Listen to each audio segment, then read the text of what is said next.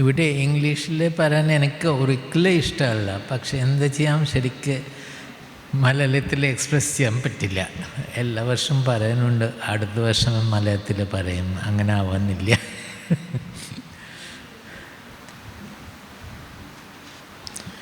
സ്വരാജ്യ സാമ്രാജ്യ വിഭൂതിരേഷാ ഭവത്കൃപാ ശ്രീമഹിമപ്രസാദാത് പ്രാപ്താ മയാ ശ്രീഗുരവേ മഹാത്മനി നമോ നമസ്തേസ്തു പുനർനമോസ്തു നമോ നമസ്തേസ്തു പുനർനമോസ്തു നമോ നമസ്തേസ്തു പുനർനമോസ്തു നമസ്തസ്മൈ സദൈകസ്മൈ കസ്മൈ ചിന്മഹസേ നമഃ യദേതദ് വിശ്വരൂപേണ രാജതേ ഗുരുരാജതേ യദേതദ് വിശ്വരൂപേണ രാജതേ ഗുരുരാജതേ. ഹരി ഓം തത്സത്. എന്താ പറയാം, ആരും കേൾക്കില്ലല്ലോ. കേൾക്കുമ്പോൾ പരിപാലിക്കാൻ ആരുമില്ല.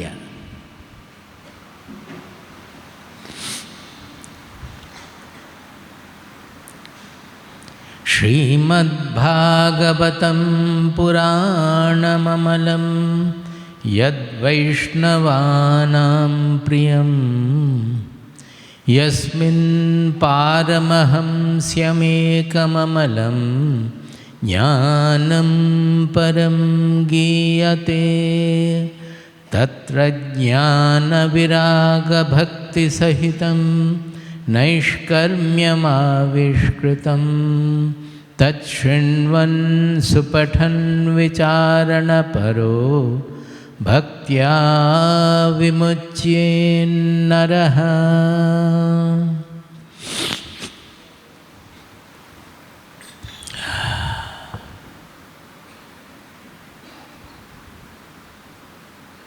Here, two phrases are there which are very important.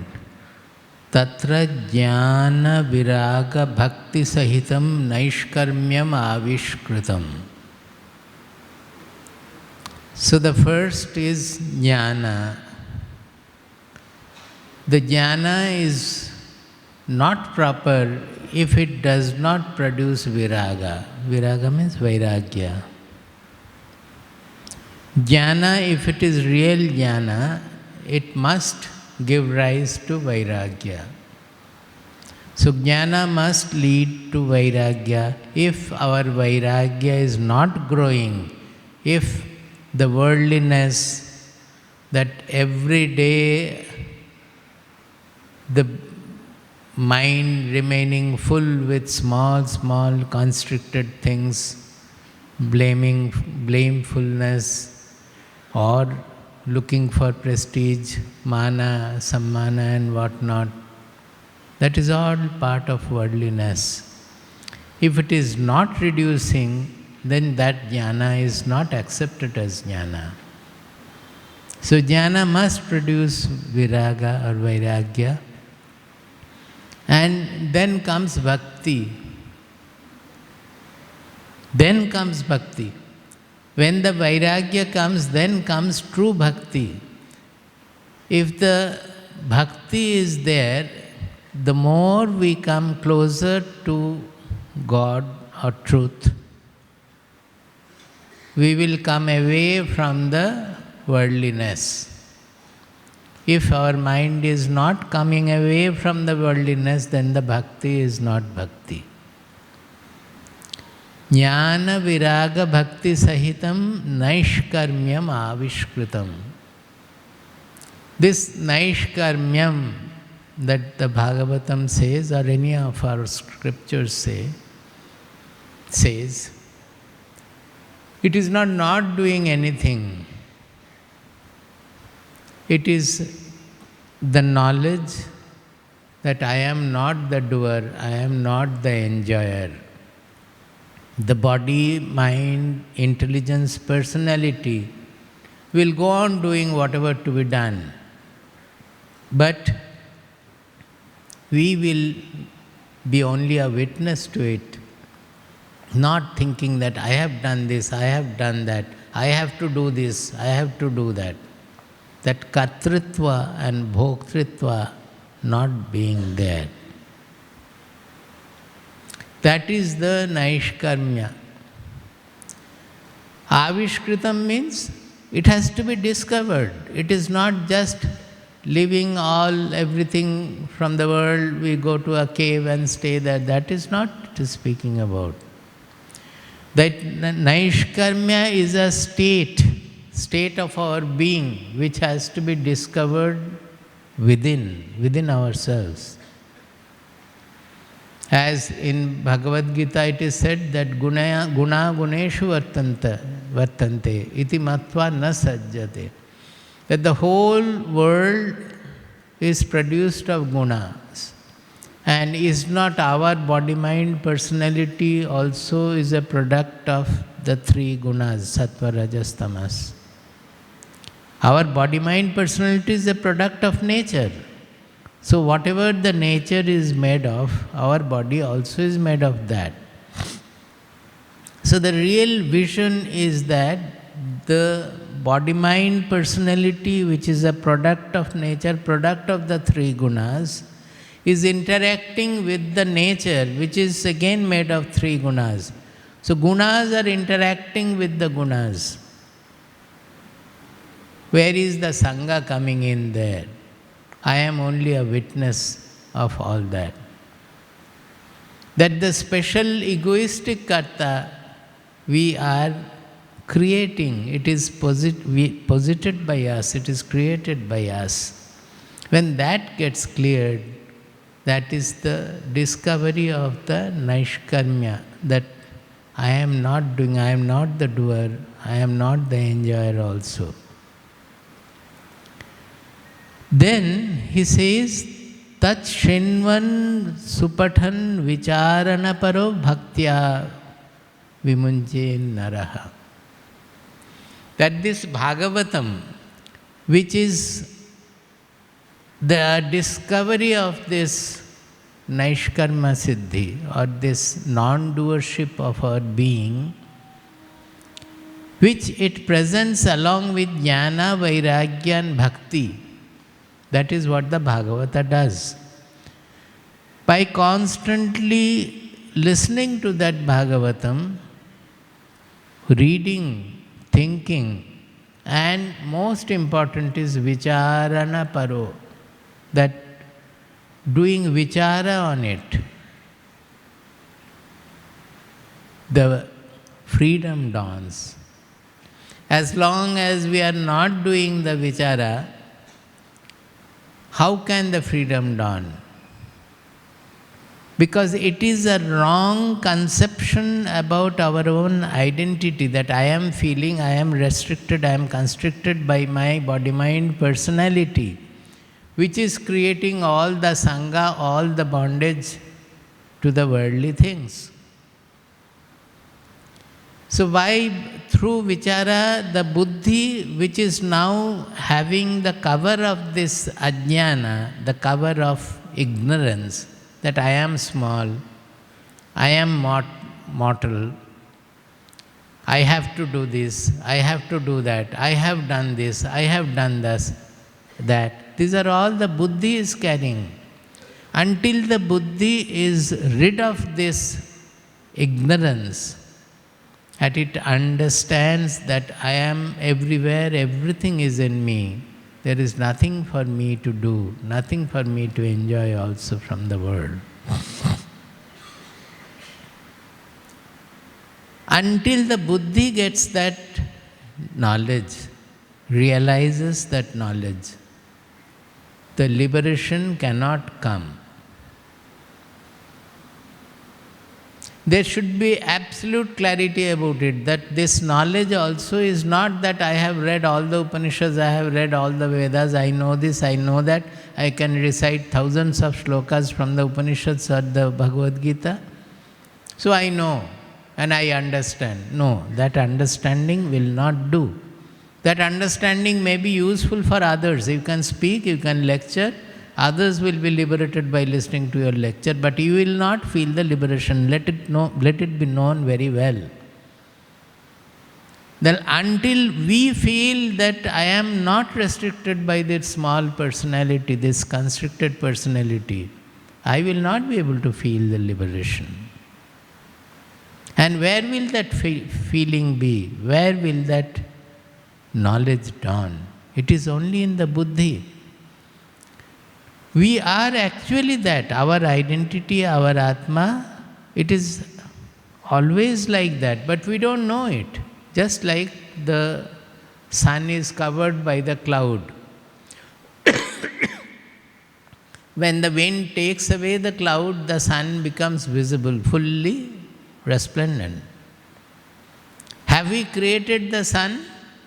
Sun was there already, it was there. We have only removed the cloud which was not allowing us to see the sun.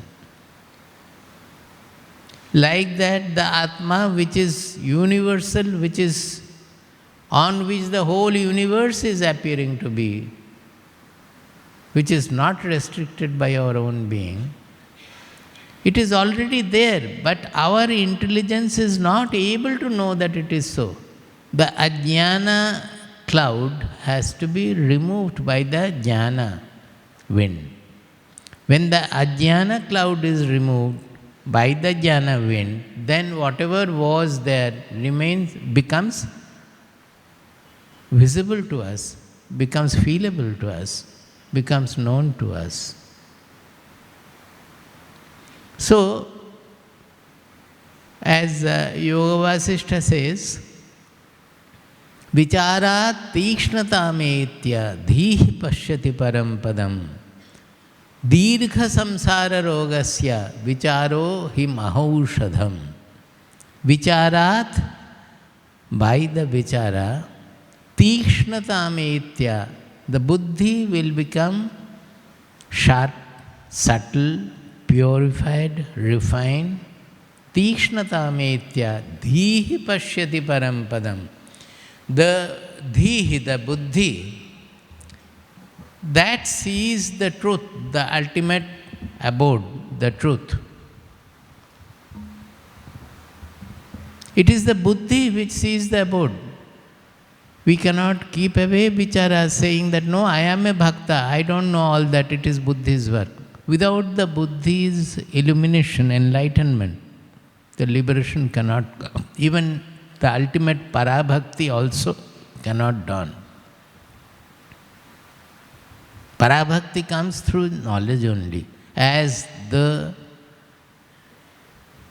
pure jnana also cannot dawn without the bhakti.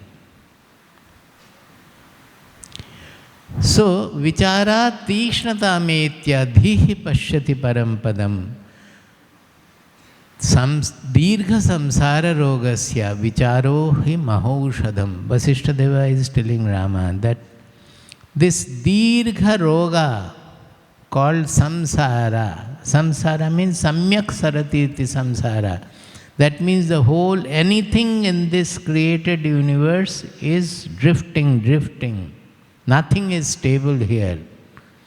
By mistake, we are thinking that many things are stable. We hold on to relationship thinking that it will remain. We hold on to objects thinking that it will remain.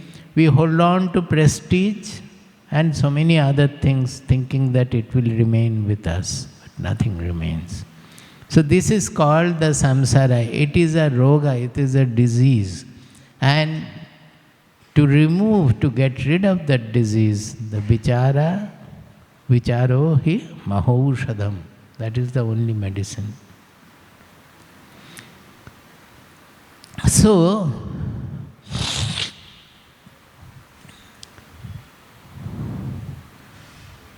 to take to the bhakti, initially we may think that the bhakti has to be to God. What is God? How did the concept of God come to our mind? Because there is something in the universe that we feel that everything here runs by cause and effect. That unless I push the table will not move. Unless I put the food inside our mouth, the food will not come by automatic. It will not come automatically. Everywhere we have to put some cause to have the effect. Now that is why this we are seeing from birth onward. So don't think that God was there always. Please rethink if you think like that. It is that causality which gives us the thought that there must be some cause for this universe. Who has created this universe? Who has created this world? Why should anybody create this world? Because we have a feeling that there should be a cause for something. If this table is there, the carpenter has made it. So we think that there is some creator who has made the universe. Naturally, even a child will ask the question that if God has created the universe, who has created God? We don't answer that question generally. It is absolutely true. It is not that God, something outside the universe, who has created the universe. Our concept of God comes from that question. But when we actually take up this question and pursue our inquiry, then finally we come to know that our I, without which we cannot do anything at all, always throughout the day we are using that I. Is it not? Can you think of even dream when your I is not already there? Even if you are thinking from the memory something happened in the past, first I has to be there. Even if you are thinking something of the future also, that I will be first there. Without the I, there cannot be any experience, any thought at all. On that I, the whole perception of the world is taking place there. And it is just an appearance like that. As in dream, we think so many things are happening. Even world wars are taking place. There will be aircraft carrier. Have you prepared the aircraft carrier there? It just appeared. So many things happen. People are killed, people are running around. So many things we see. And we can feel also, everything is taking place. But the moment we get up, nothing is there. Because it is our mind, we are able to know that nothing was there. I was unnecessarily getting frightened seeing all the scenes and all. In this case, it is not individual. It is the consciousness, the Atma we are talking about, in which the whole universe is appearing to be. It appears and disappears on that. We are not able to understand that because our body, mind, personality is also part of that appearance. We are not able to see beyond that. The whole world, which includes my body, mind, personality also, is appearing on the consciousness. When we know that, our small I gets released from its shell and we get relieved from all the constrictions, all the smallness, all selfishness, all blamingness, everything. We do whatever to be done, but never having any small identity at all. Now, with this idea of God, we start worshipping God. then when we further inquire, the first question comes up that everywhere the religion also, it says that God is all-knowing, all-pervading, all-doing. Is it not? So if the God is all-pervading, then why do we need to see the God in the temple, in the murti? But however much we may see, we may know also, but it will still, we will find God in the murti, in the temple. If God is all-knowing, then why do we have to tell God about prayer? Why do we have to pray? Because before we know what I need, God knows better than me. Actually, in Bengali, there is a song of Rabindranath Thakur where he is saying that, "Oh God, you have saved me by not fulfilling many of my desires." Because if all our desires had been fulfilled by God, then we would have been in trouble. Because we go on desiring many wrong things also. Whatever we desire, it is the thought is coming into the mind. Now we have to present before the God. But if God is all-knowing, then He already knows. So why should we have to pray? Going to the temple or just remaining here also, anywhere. Similarly, if God is doing everything, then whatever comes to our life, is it not done by the same God whom we love, whom we consider to be the Supreme? He is doing everything. Then why is it that we are not able to accept many of the things done? Here in the third step, we come to the real bhakti. Bhakti means, in reality, it means samarpana buddhi. That means surrender. Surrender means acceptance. That is, I am not doing anything. Everything is done by the Supreme. Now, if Supreme is doing everything, then whatever happens to my life, should I not accept it as a gift from the Supreme? Think well. If it is so, then you should not have any complaint at all. Nobody should ever have any complaint. How many complaints you have in the day? Throughout in your mind you think about it. If everything is done by God and I am ready to accept it as the gift of God, then how can I have any complaint about anything? Because it might have been done by somebody as an instrument, but finally it is God's will, it is Providence's will which has happened. And that is the real bhakti, which is called acceptance, which is also called nirapekshata. That means not depending on anything at all. In Bhagavatam it is said, nirapeksham munim shantam nirvairam samadarshanam anubrajamyaham nityam puyayeti anghrirenubhi. You must be knowing. Such a muni, such a thoughtful person or knower who is nirapeksha. Nirapeksha means who does not depend on anything. He is always shanta, nirvaira. He doesn't have any, he may have enemies, others may feel inimical towards him, but he doesn't feel any enemy is there. Samadarshanam. Everywhere he has the equal vision. Why? Because everything is a manifestation of the God, of Supreme. Everything is manifestation of his Atma, is a manifestation on consciousness.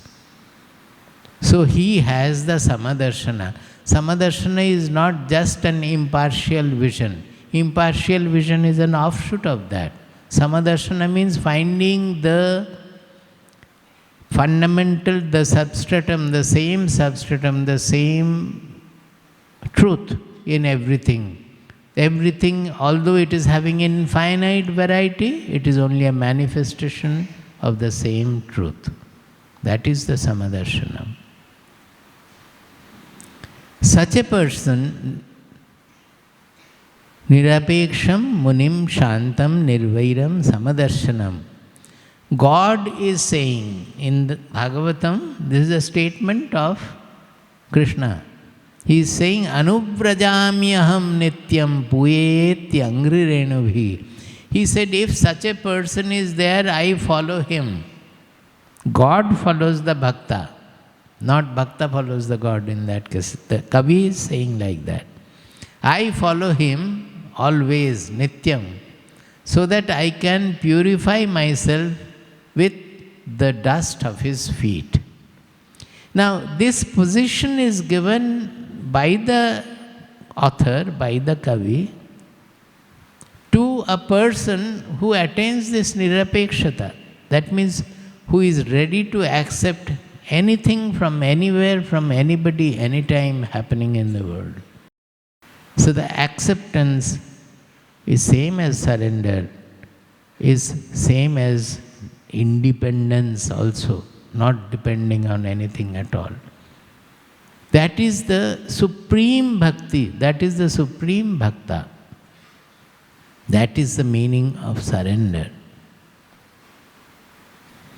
Now then, whatever I said, it may appear that I am saying that then puja is not necessary, murti is not necessary, mandir is not necessary, even guru is not necessary, nothing is necessary. It's not like that.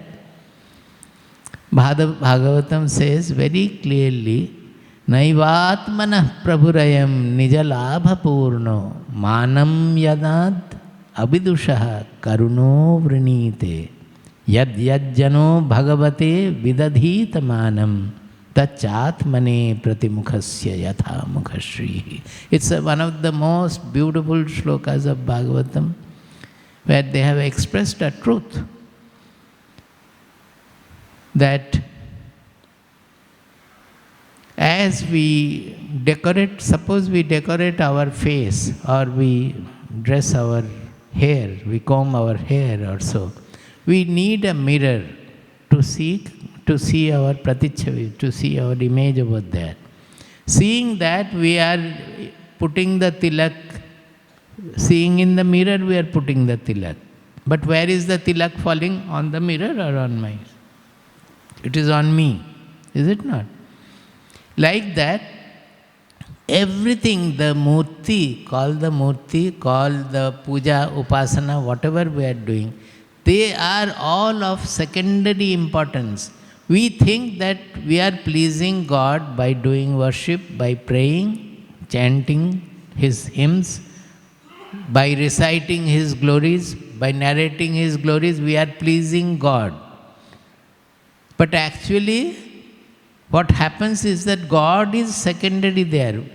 Only because we cannot do all these things without the God, we are utilizing the concept of the God. And thinking of God, whatever we are doing, by that our mind is getting purified, our intelligence is getting purified. We are progressing more and more towards the supreme goal. It's not clear. We are utilizing the concept of God as secondary. Even the chanting, we are always chanting, even now I chanted. So many things about God. But it doesn't matter whether God is there or not.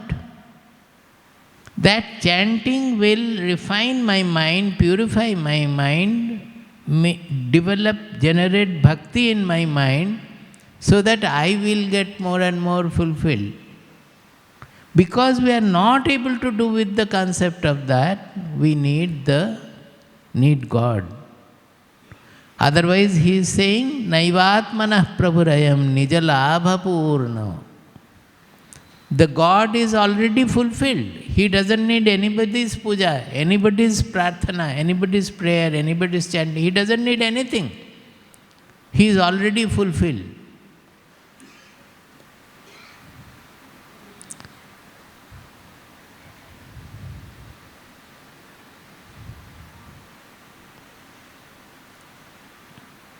So, the surrender also, when we talk about, suppose we say that the surrender or Atma Samarpanam is the last, is the supreme in bhakti, the question comes that to whom you are surrendering.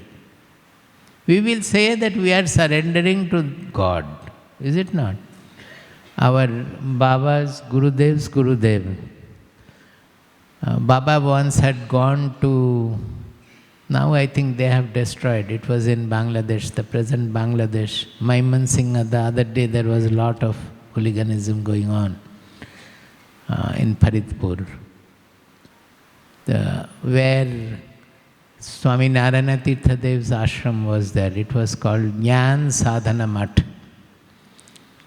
So Baba had once visited his ashram and attended his satsangs over there and noted down in the diary. In that, at one place it is there, Narayana Tirtha Dev is saying that,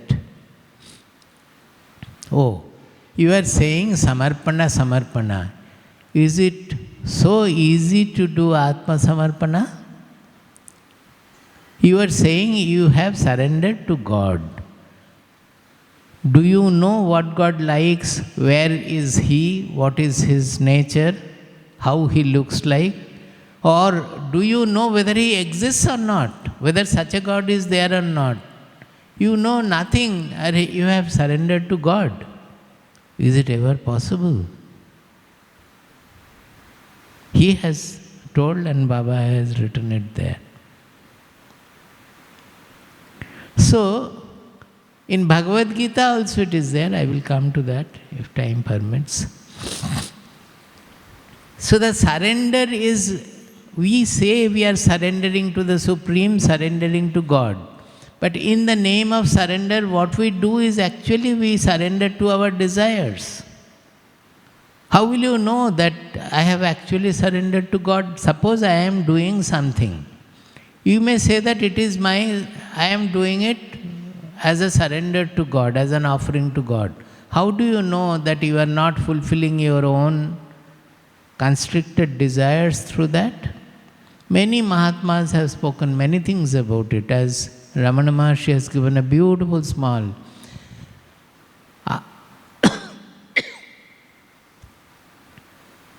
Ishvara arpitam nechaya kritam. Ishvara arpitam. That means offered to the Ishvara, offered to God. When something becomes offered to the God, when it is nechaya kritam, na ichaya kritam. That means when you don't do something without desiring to do that, then it becomes an offering to the God. So when all the desires have gone, we don't have vidyate hridaya ganthi chidyante sarva samshayaha shiyante cha asya karmani tasmin drishte paravare. Or yada sarve pramuchyante कामायस्य हृदयश्रिताः अथमर्त्यो अमृतो भवति अत्र ब्रह्म समश्नुते. When all the kamas hiding in the heart, they are all destroyed. Then the mortal man becomes immortal. Where? Not after death. Here itself, the mortal man becomes immortal. Everybody has said that desirelessness is the ultimate. So the bhakti actually gets fulfilled when we don't have any desires. So this surrender also, we may start with surrendering to God. But how will we know that we have surrendered? When the mind will become free of desires, then no God is necessary. The mind is already, we discover that in reality we are already surrendered. As long as our ego is there, we have to apply the medicine of surrender. When the ego is evaporated, is sublimated, then the surrender becomes a reality. We know that guna guneshu vartante, that it is all a play of nature. My body-mind personality is also a part of the nature, and it is interacting The three gunas in the body, mind, personality are interacting with the three gunas in nature. I am nowhere involved in that with kartritva or bhoktritva.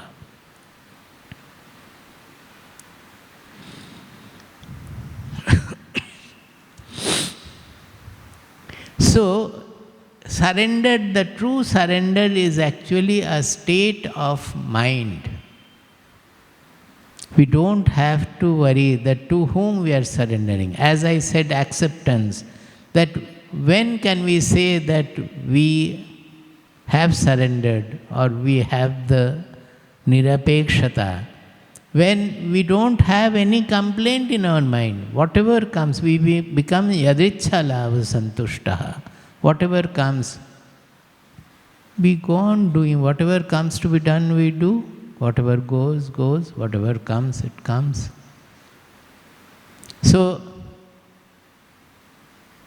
yada yat kartum ayati tada tat kurute riju shubham vapi ashubham vapi tasya cheshta hi balavat. He goes on doing like a child. Whatever to be done, he goes on doing like that. That is the surrender. Discovering this is just like Naishkarmya, it is the same discovery. It's all spoken of in different language in different places of the Shastras. It is the same thing, the discovery of the surrendered, that actually we are surrendered. We have nothing to know kartritva, no bhoktritva at all. We neither have doership nor we have enjoyship.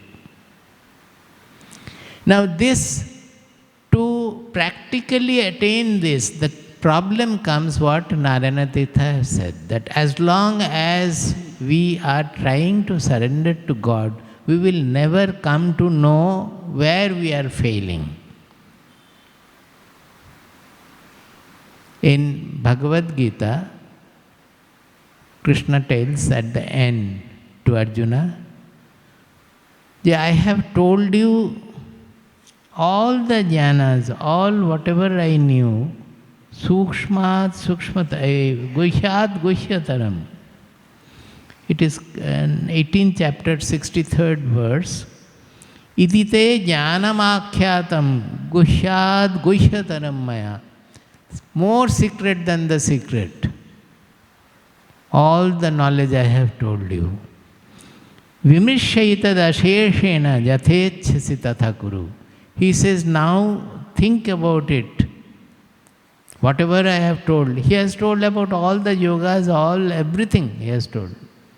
It is 18th chapter ending. You think about it well and do whatever you feel like after that. That means what? Arjuna will have to apply his intelligence to think, what am I supposed to do? Do this, do that, and do it. That means his ego will still be there. That means he is not ready to listen to whatever Krishna says, you do this, do that. That you must be knowing. Yudhishthira was never ready to listen to Krishna. That is why he had to plan to kill an elephant and then create a story about it. Because that is why Bhagavad Gita was not given to Yudhishthira. It was given to Arjuna, who was ready to listen to Krishna. Now, saying that, immediately Krishna says, but O Arjuna, you are my most beloved. Sarva guhyatamam bhuyaha shinume paramam vachaha ishtosi me dridhamiti tato vakshyami te hitam.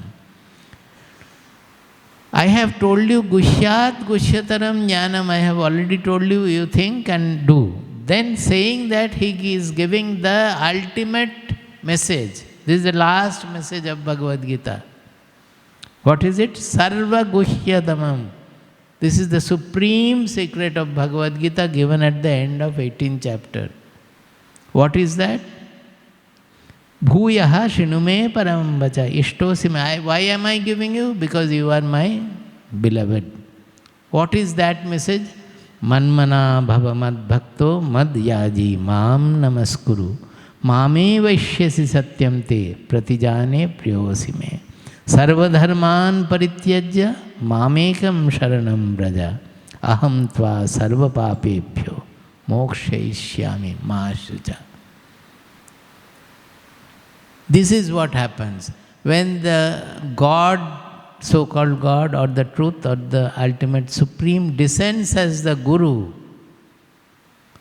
then as a Sadguru, then we are just supposed to listen to whatever the Guru says. We are supposed to follow his words, and that is the best seva towards the Guru. Following his words in every way. It is not only while sitting for meditation, the Guru said, and all other things I will do according to my wish. That is not bhakti. That is not Guru Bhakti. In every moment of life, in every aspect of life, whatever the Guru says, we should be ready to do. Certain things, we may have absolute dislike towards that. We may not like to do it. But when we have Guru Bhakti, if the Guru says to do that, we have to do immediately. And not only that, in doing, we will find all the dislike, in spite of the dislike may still be there, but it won't be felt. The whole work will become so joyful. One will be able to give his all potential to do the work in his best possible way. And that will fulfill the person also. So when the Supreme descends as the Guru, our surrender becomes tested, and there we can perfect our surrender by our regular sadhana in Guru Sannidhi. If you are not able to listen to now, he will know. And you have the means to correct it also. You have to rectify your ways. It's not always that right from the first day we will know. I remember when maybe about 1.5 years after I got initiated by Baba, I was about 24 years old, 24 and a half or so. I don't, may be wrong, it's around that. By doing the initiated sadhana, Diksha sadhana, it grew to such an extent that I thought of leaving I was working for PhD at that time, leaving education, leaving everything and go away. Maybe I thought of joining some ashram also at that time. So I went to Baba. Baba was living at that time. I went to Baba to seek permission from him.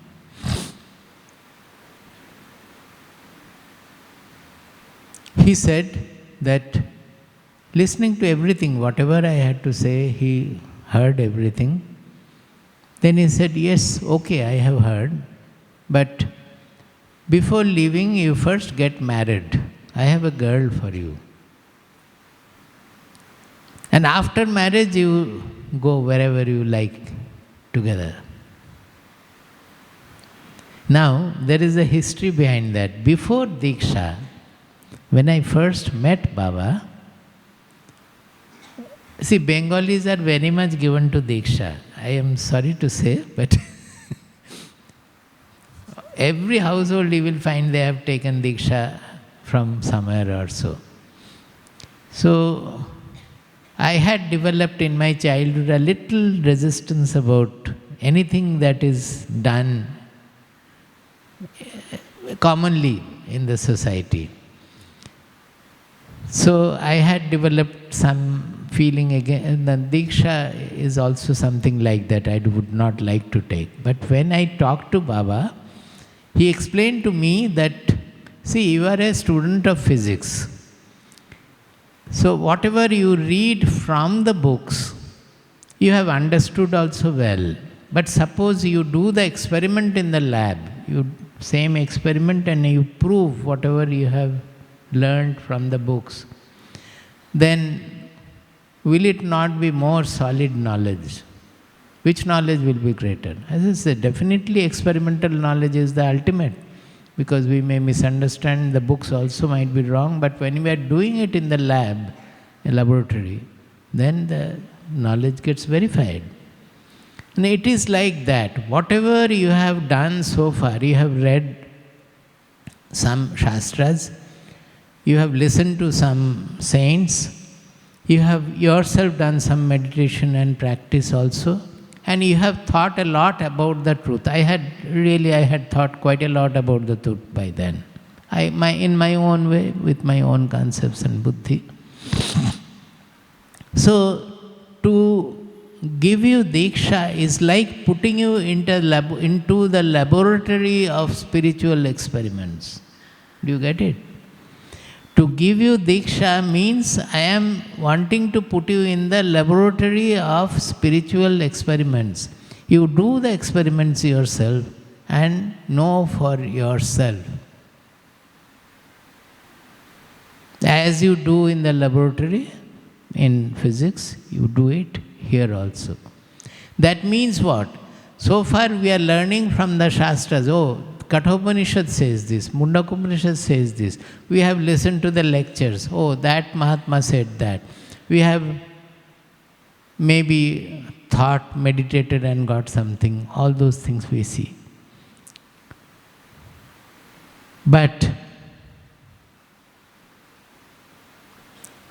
can we say that it is my own realized knowledge? We cannot.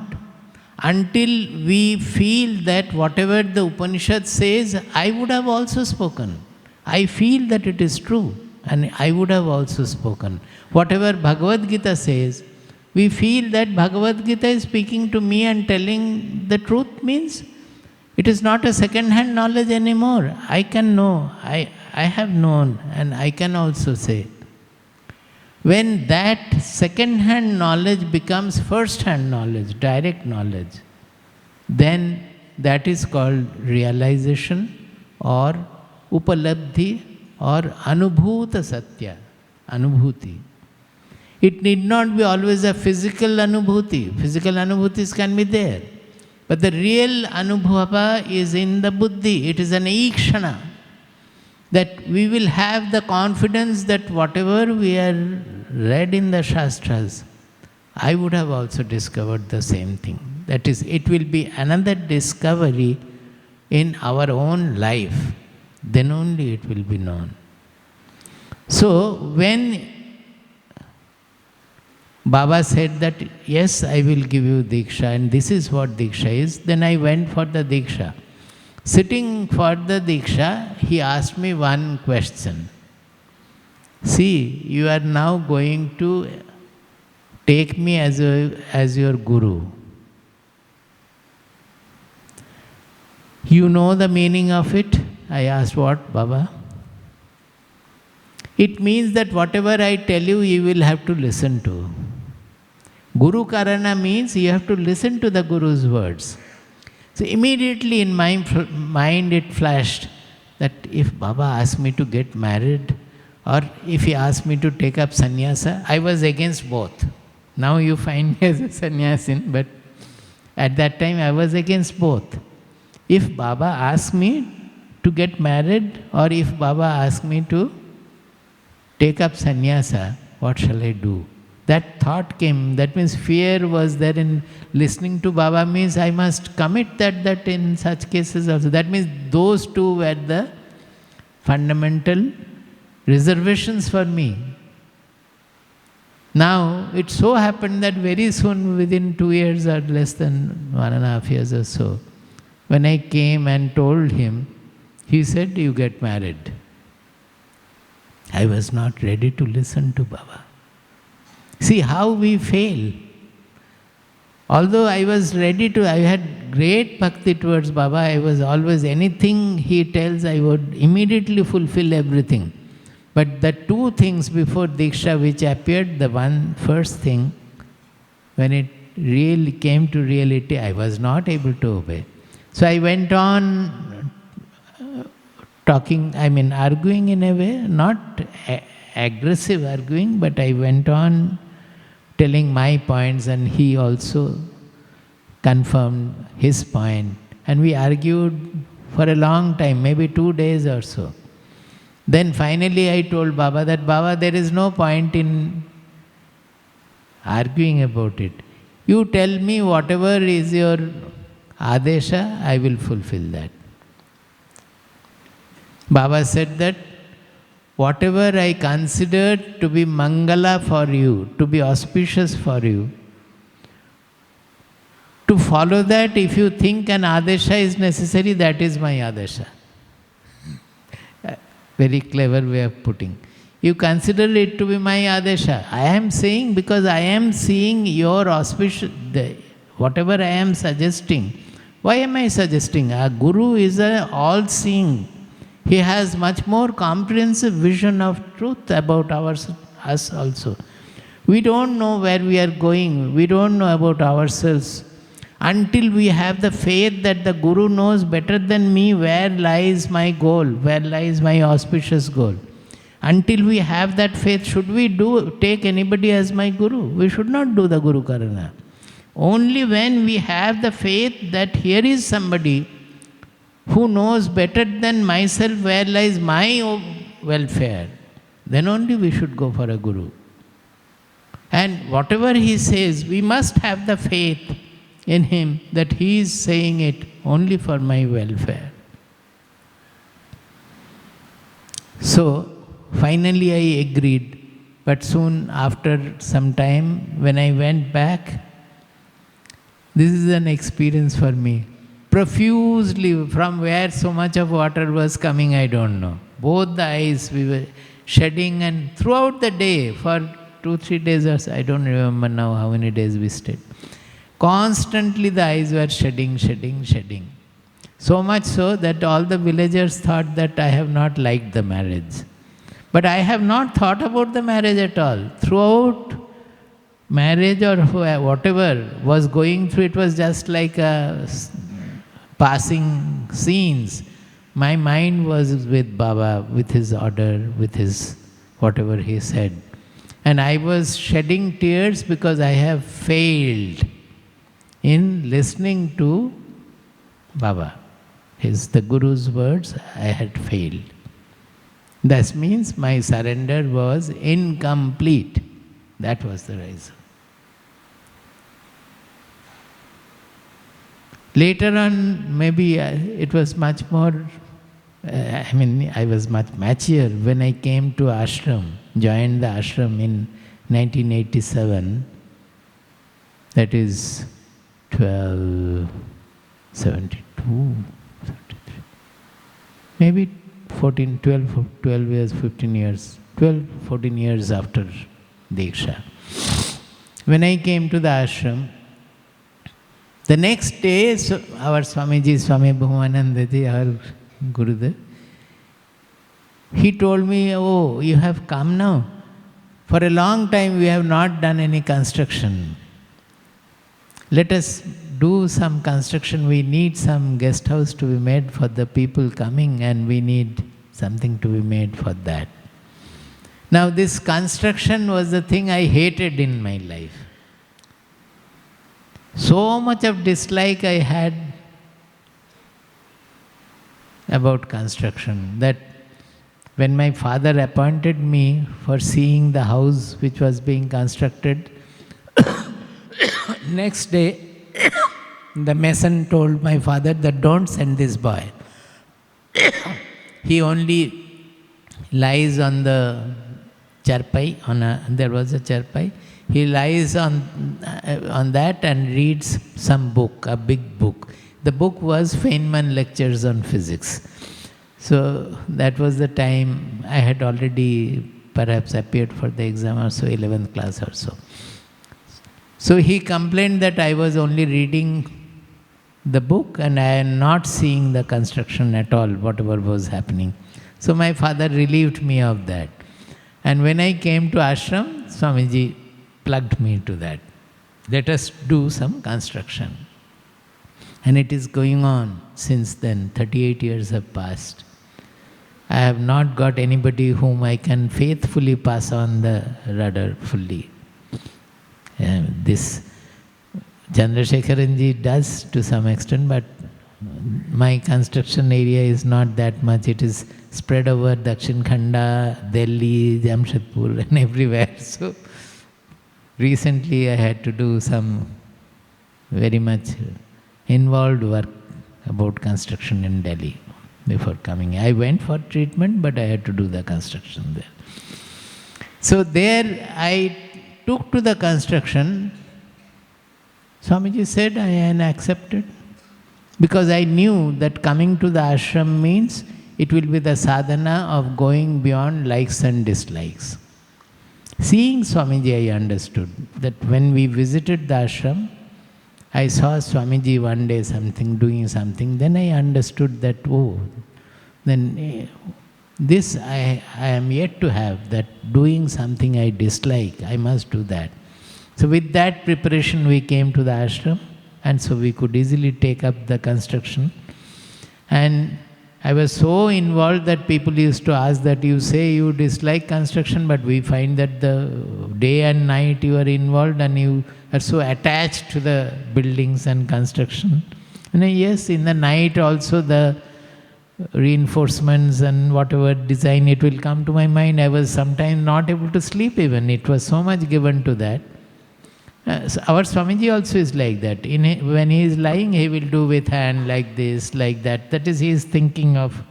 So both of us used to think, and often the opinion may not match also. We will have argument over that. There was no problem about it.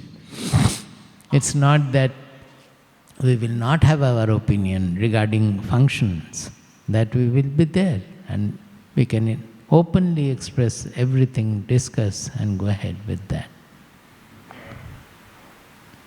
So, that is what the secret of, call it inner secret or whatever, that is the secret of devotion, I would like to say.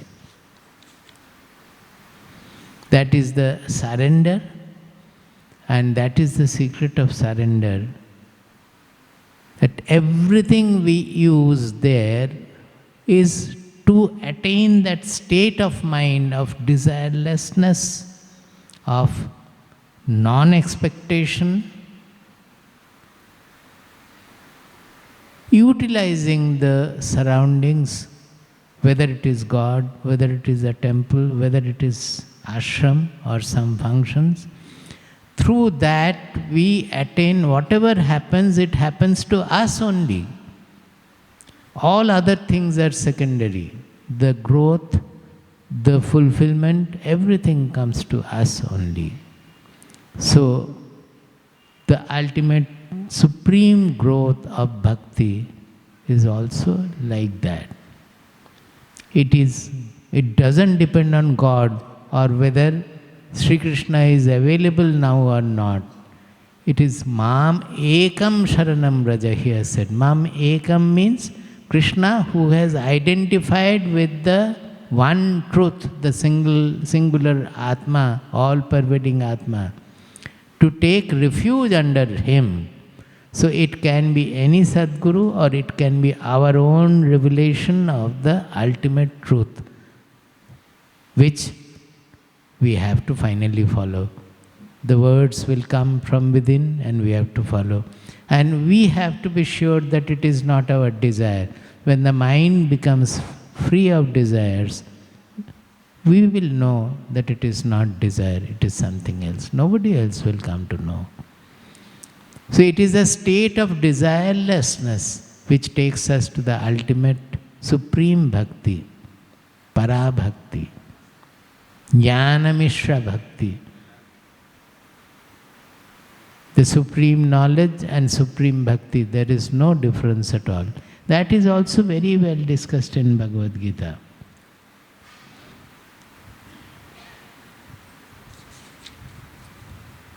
In the 18th chapter itself, see in 54-55, Brahma bhutah prasannatma na shochati na kankshati samah sarveshu bhuteshu.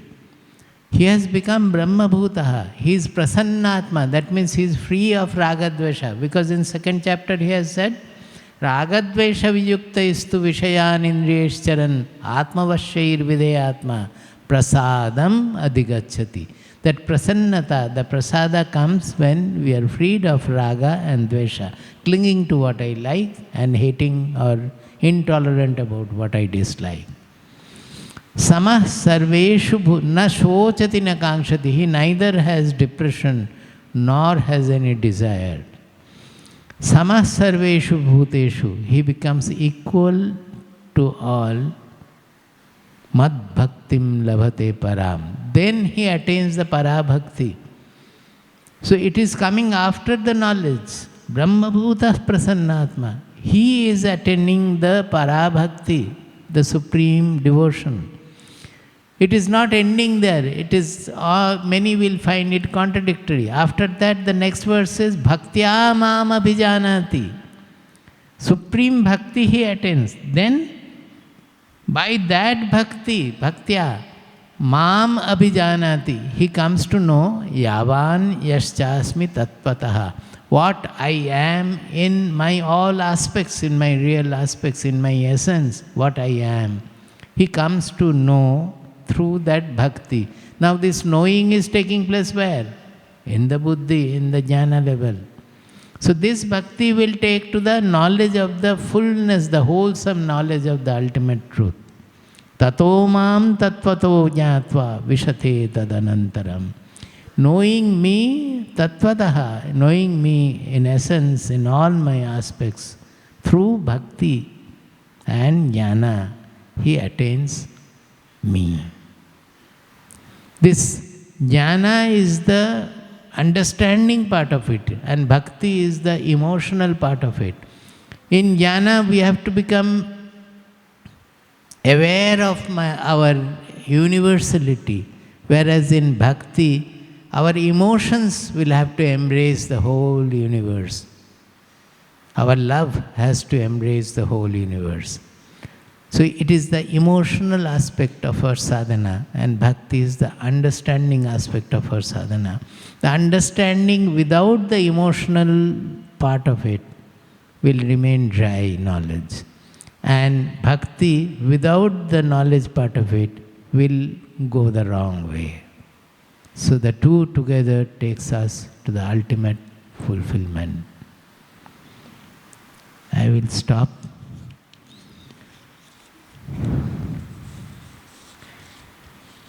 Tava kathamritam tapta jivanam kabibhiriditam kalmashapaham shravanamangalam Srimadattatam bhuvi grinanti ye bhurida jana tava kathamritam tapta jivanam kabibhiriditam kalmashapaham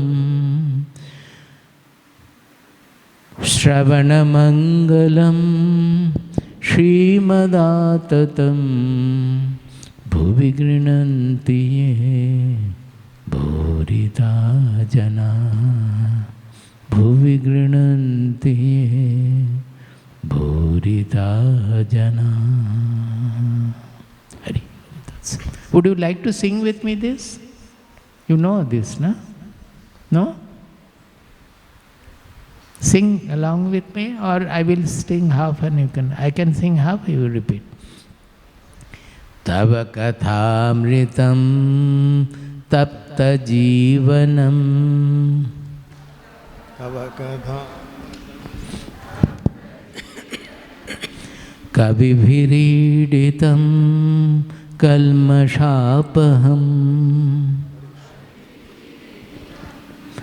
kalmashapaham shravanamangalam Srimadattatam shravanamangalam Srimadattatam bhuvi grinanti ye bhurida jana bhuvi grinanti ye bhurida jana bhuvi grinanti ye bhurida jana.